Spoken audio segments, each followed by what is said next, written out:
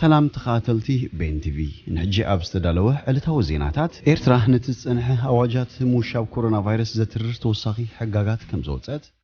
أب كتما أديس أبانا إيد بومبا بمفنجارو قبل عليه هوتن نبرتن قدات كم زبسحة كقدامي منستر إسرائيل بنيامين نتنياهو كتابة كورونا فيروس كم زكايده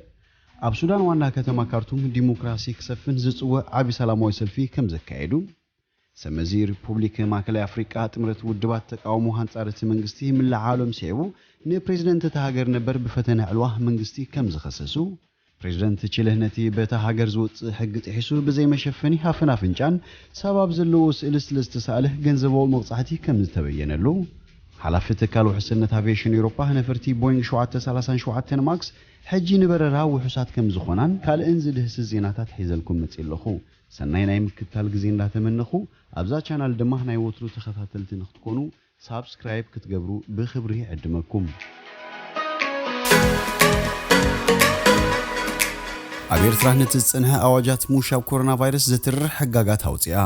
اتحايل عمام مسفح فحنايتي لبده بغصبة نبتاخن دحنت سيقاتات هاجرن نمو حسن عتب تريرن سقومت موساد أمارات يبلون بمبال كابسولوس ألت إسران كلتن تحت ساعة شدشته ناين وجميرو تكبارا وزخون حدشت حقاقات هوتي خمسة فليتو بتيزوت حدشت حقاقات مسارات أبيرترا انترفوه بزيكاتهم كون زفو زيكولو بزملكتهم عكالاز تفقدوه لمعتاوي هاجل قلوتاون دحنتاون نتفتات كل من قصاصات دوز بالكوينو أملا هاجر كاب حدا عديه ناب كال ختمه ناي من قصاص سبات كليو أبيرترا كاب كل التميازيا خلتشن إسران جميرو تكبارا وكوينو تسنها عصوا من بارز ذكر كوينو سبت وان عصوا سلزنوحو ببقروب نتأواجات كسعرو تسنهيو منقس نتأواج زفكوس زخون محياشاتنا حق سلزي قبرة هزبي أب كبير كتاوا وتساقامات كم زركب قال كاب نبرتي أسمره أب زحلف سمون حبيرهم نيرم أبيرترا زحلفت شعات تاوار عقل قلوت زباب مقوعزي هزهوا مكاين كاب عقل قلوت دوس لزبلا هزبي كابن نابرهن كساقس أزي 5 شجر يزقلت نزحام مونا بوسبيتال نموسادة انكو اماراتي كاروسا موساد مخانو نبرت اسمران كبابيان قريصوم اتي 10 حد نطبتات زحازه حدش اواجي بزيكاتي مس معلتاو منوابرو حزبي استاساسره كل نقداو تكالات تعصيون كصنهن اتوم كسرحو زفقرلهم تكالات دما ساعات 8 تمشت كعصون زززيو منقسقاسنا يولقي ناشتو مكاينن كالوت ناي سمغوازيات شكركتن بزملكت دما بزيكا بفولي فقاد دو كبلا ببال نتقدمو زنبر اواج داغماي اثريرو اوصو يركب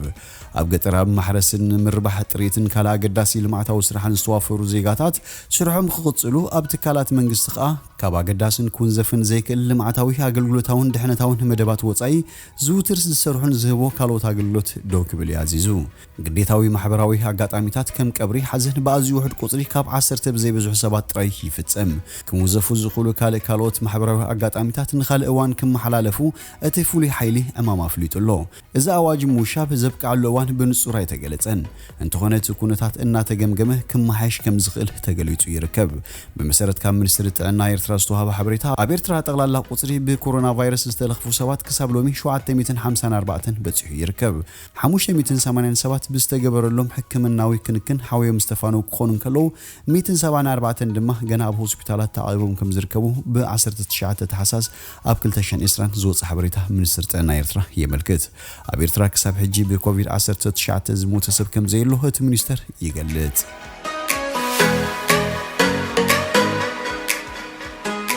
ኣብ ከተማ አዲስ አበባ ናይ ኢድ ቦምባ ምፍንጃሩ ኣብ ልዕሊ ህይወትን ንብረትን ጉድኣት ከም ዝበጽሐ ፖሊስ ናይታ ከተማ ኣፍሊጡ እቲ ሓደጋ ኣብ አዲስ አበባ ክፍለ ከተማ ልደታ ዘጋጠመ ኮይኑ በተነታው ድማ 3 ሰባት ከም ዝሞቱን 5 ሰባት ጉድኣት ከም ዝበጽሖም ኮሚሽን ፖሊስ አዲስ አበባ ሓቢሩ እቲ ኮሚሽን ኣብ ፌስቡክ ገጹ ከም ዘውጽኦ ተሓበሬታ ዘመልከቶ እቲ ቦምባ ዝተፈንጀረ ሰንበት ናይ ንጎስ 8 ክኾን ከሎ ኣብ ክፍለ ከተማ ልደታ ወረዳ 6 ፍሉይ ስሙ ስልጤ መስጊድ እናተባለ ኣብ ዝጽዋዕ ከባቢ ዝርከብ ንልምዓት ኣብ ዝፈረሰ ክፍቲ ቦታ ከም ዝኾነ ይሓቢሩ እቲ ሓደጋ ዘብጽሑ መንነቶም ዘይተፈልጹ ሰባት ክኾኑ ከለው በተነታው ናይ 3 ግዳም ሓደርቲ ሰባት ህይወቶም ከም ዝሓለፈ እቲ መግለጽ የብርህ ኣብ ልዕሊ 5 ሰባት ድማ ቀሊልን ከቢድን ጉድኣት ኣካል ከም ዝበጽሐ እቲ ኮሚሽን ኣረጋጊጹ ኣብ ኮሚሽን ፖሊስ አዲስ አበባ ዳይሬክተር ምርመራ ዝተፈላልዩ ዝተወደቡን ገበናት ኮማንደር አለማየሁ አያልቄ ምስቲ ዝበጽሐ ሓደጋ ተዛሚዱ ምጽራይ እናተገብረ ከም ዝርከብ ገሊጹ እቲ ምጽራይ ምስተወዳይ ንሕብረተሰብ ሓበሬታ ከም ዝወሃውን ወሲኹ ሓቢሩ ኣብ ዝተፈላልዩ ከባቢታት ከም ዋዛ ተደርቢዮም ዝርከቡ ቦምባታት ነታጎን ህይወት ንጹሃን ዜጋታት እናሐለፈ ምዃኑ ብምሕባር እቲ ሕብረተሰብ ከም ዓይነት ዘጠራጠር ነገራት ከም ምትንካፍ ክወጥብ አጠንቂቁ ቅድሚ ሒደት ሰሙናት ኣብታ ከተማ ዓድዋ ድልድይ ተባሂሉ ኣብ ዝፍለጥ ከባቢ ተደርቢው ጸንሐ ናይ ኢድ ቦምባ ብተመሳሳሊ ተፈንጅሩ ኣብ ልዕሊ ህይወት ሰባት ጉድኣት ከም ዘብጽሐ ይዝከር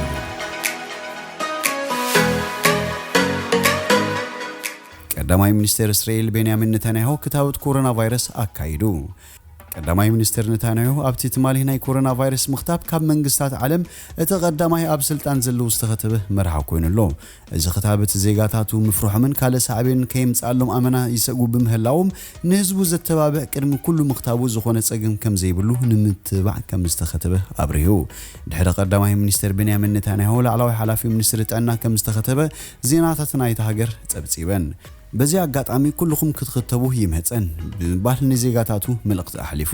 እዚ ክታበት ኩሉ ህዝብ እስራኤል ምዝወስድ ኣብ ቀረባ ግዜ ኣብ ሃገርና ሃገር እስራኤል ናይ ኮቪድ ሕማም ዝባሃል ኣይክህልውን እዩ ብምባል ገሊጹ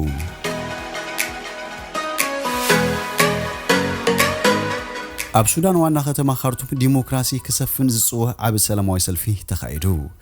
ሱዳን ናይ ቀደም ዲክታተራዊ መንግስቲ ፕሬዝዳንት ሐሰን ዑመር አልበሽር ካብ ስልጣን ዝተኣለየሉ ካላይ ዓመት ዝኽሪ ምኽንያት ብምግባር ኣብ ዝተኻየደ ሰላማዊ ሰልፊ ኣብታ ሃገር ክተኣታቶ ዝተባህሉ ለውጥታት ኣይተተግበሩን ዝብሉ ተቃውሞታት ኣለዓኢሎም ኣብ ካርቱም ዝተገበረ ናይ ተቃውሞ ሰልፊ ዝተቀትሉ ናይ 128 ሰባትን ሃለዋቶም ዘይፍለጥ ኣማይ ሰባትን ብዘይሻራዊ ብካልኣይ ወገን እቲ ምርመራ ክካየድ ጸዊዖም ዛጊታ በሱዳን ምስተፈላለይ ፖለቲካዊ ዘይምርዳእ ስሕት ኢሉ ዘጋጥም ኮይኑ ኣብ ከምዚ ዓይነት ተቃውሞታት ንዝለዓሉ ብዘይፍላጥ መንገዲ ሃለዋቶም ዝጠፍእ እቶም ሰልፈኛታት ገሊጾም መንግስቱ ሱዳን ነዚ ዝኾነ መልሲ ከም ዝሃበ እቲ ጸብጻብ የረድእ ሰመዚ ሪፐብሊክ ማዕከላዊ አፍሪካ ጥምረት ውድባት ተቃውሞ አንጻረት መንግስቲ ምልዓሎም ሲዕቡ ንፕሬዝዳንት ተሃገር ነበር ፍራንኮይዝ ቦዚዝ በፈተነ ዕልዋህ መንግስቲ ከሲሶሞ ገለነቲ ፕሬዝዳንት ነበር ተአመንቲ ዝኾኑ ዕጥቃት ኃይልታት አሞዘምብሌ ዝተባሃለት ከተማ ዝተራአዩ ኮይኖም ናብ ታረሰ ከተማ ባንጎ ይምርሑ ከም ዝነበሩ ይዝረብ ቦዚዝ ላዕለዋይ ቤት ፍርዲ እቲ ሃገር ሃብቲ ኣብ መጻይ ሰሙን ዝካየድ ሃገራዊ ምርጫ ንኸይሳተፍ ሙሳኑ ሲዕቡ እዚ ውጥረት ዝቕጽል ዘሎ ውድብ ሕብራት ሃገራት ኣብ ዝሓለፈ ዓርቢ ኃይልታት أخبرتي سلام أوافير خمزلوها فليتو نيرو قال حيلتات تقاومو دما عبتقاتار إس ختما زركبا خلوت كتماتات تواتيروم مس حيلتات منغستي يغوانوصو خمزلون يزرب ودو حورات هاغرات نابر إس ختما زوسل مسمرات كيعصو نمكل خال حيلو كم زوافريو زفلت زلوم ريبوبليك ماكلاي افريكا كمال مازن يورانيمن زامسلو كبرات معدنات زبلصقت هاغر انت ሆነትኳ ካፕተን አዚን ድኻታትን ዘይተረጋገእትን ሃገር ኣብ ዓለምና አንተያ ወድብ ሕብራት መንግስታት ከም ዝበሉ ፍርቂ ናይቲ ሕብረተሰብ ሰብኣዊ ረድኤት ዝጽበዩ ሓደ ኢድ ናይ 5 ድማ ካብ መንበሪ ተመዝናቢሉ ዝርከብ ወዲ 74 ዓመት ቦዚስ ን6 ዓመታት ኣብ ቤኒን ካሜሮንን ኣብ ዲሞክራሲያዊት ሪፐብሊክ ኮንጎን ክነብር ድሕሪ ምጽናሕ ኣብ 2019 እዩ ናብ ሃገሩ ተመሊሱ ቦዚስ ሰፊሕ ማሕበረሰባውን ወታደራውን ድጋፍ ከም ዘለዎ እዩ ዝእመን እንተኾነ ብውድብ ሕብራት መንግስታት እገዳ ዝተገበሮ ኮይኑ ኣብ ስልጣን ዘሎ መንግስቲ ድማ ብገበን አንጻር ሰብኣውነት ምጽናት ዓሌትን ዝድለዩ ሕጂ ግና ናቱ ጉጅለ ሓዊሱ ሰለስተ ዓበይቲ ውድባት ተቃውሞ ጥምረት ዝፈጠሩ ኮይኖም ነቲ ኣብ ስልጣን ዘሎ ነቲ ምርጫ ይጨዊ ኣሉ ክብሉ ኺሶሙ ይርከቡ ኣብቲ ኣብ ቀረባ እዋን ክካየድ ትልሚዝ ተተሓዘሉ ምርጫ ሩስያን ፈረንሳይውን ጽልዋን ምፍጣር ይንቀሳቀሳ ከም ዘለዋ እዩ ዝንገር ፕሬዝዳንት ቺሌ ሰባስቲያን ፒኔራ ነቲ በተሃገር ዝወጽእ ሕግ ጥሒሱ ብዘይ መሸፈነ ኣፍን ኣፍንጫን ሰብ ኣብ ዘለዎ ስእሊ ዝተሳለ $3500 ከም ዝተቐጽዐ ተገሊጹ ፕሬዝዳንት ሰባስቲያን ፒኔራ ድሕርቲ ምስ ሓንቲ ሰበይቲ ብዘይ መሸፈን ኣፍን ኣፍንጫን ምስ ኣልሁት ስእሊ ኣብ ማሕበራዊ መራኸቢታት ሰብ ብዝሕ ቀባበሎ ተራዩ እቲ ፕሬዝዳንት ነቲ ስእሊ ኣብ ጥቓ ኣብታ ከተማ ካቺግዋ ዝርከብ መንበሪ ገዝኡ ኮይኑ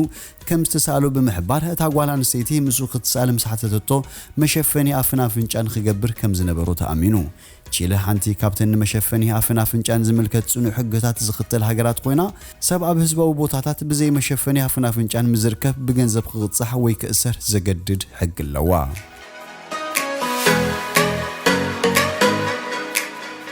ሓላፊ ትካል ውሕስነት አቪዬሽን ኤውሮፓ ነፈርቲ ቦይንግ 737 ማክስ ሕጂ ነበረራ ውሕሳት ኮይነን ኣለዋ ኢሉ ፓትሪካይ ከም ዝበሎ ትካልነተ ነፈርቲ ብዕምቆት ከም ዝገምገመ እዩ ገሊጹ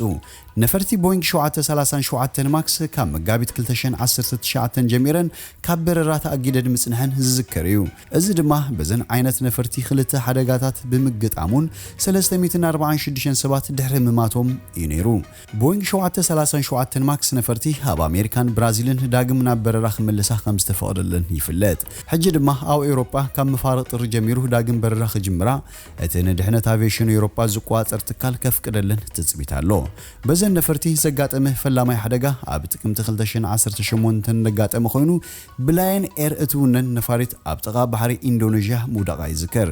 ድሕርቲ 4 ወርሒ ድማ ናይ መገዲ ኣየር ኢትዮጵያ ነፋሪት ካብ አዲስ አበባ ምስተበገዘት ብዙሕ ኸይጸንሕት ሙዳቃ ይፍለጥ ክልቲኡ ሓደጋታት ድማ ብምኽንያት ኣብ ናይታ ነፋሪት ናይ በረራ መቋፀሪ ሶፍትዌር ብዘጋጠመ ጸገም ከም ዝተፈጠረ ከም ዝኾነ ጸብጻባት ይገልጹ